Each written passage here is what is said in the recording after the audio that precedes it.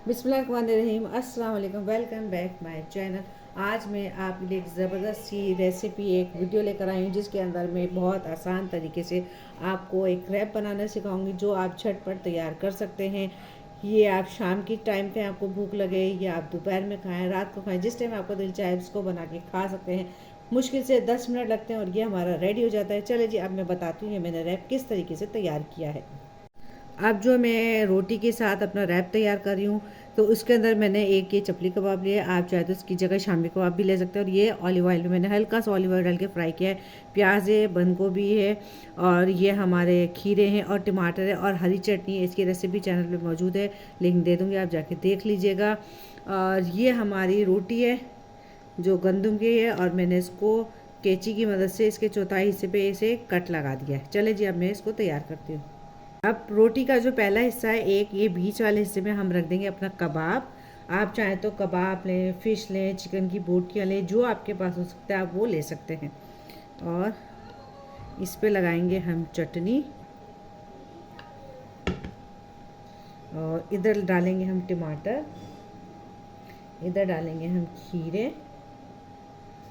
और ये डाल दिए हम थोड़ी सी बंद गोभी और ये हमने डाल दिए प्याज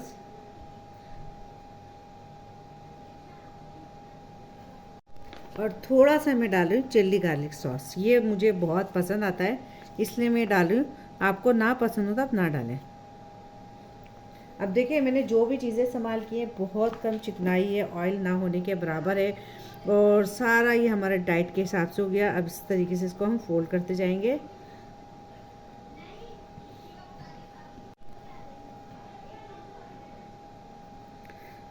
अच्छा जी, सब्जियां ज़्यादा हो गई हैं तो ये फोल्ड नहीं हो रही, तो मैं क्या करती हूँ, ये जो खीरे हैं इसको अपने इधर ही डाल देती हूँ ताकि ये हमारा अच्छी तरीके से फोल्ड हो जाए।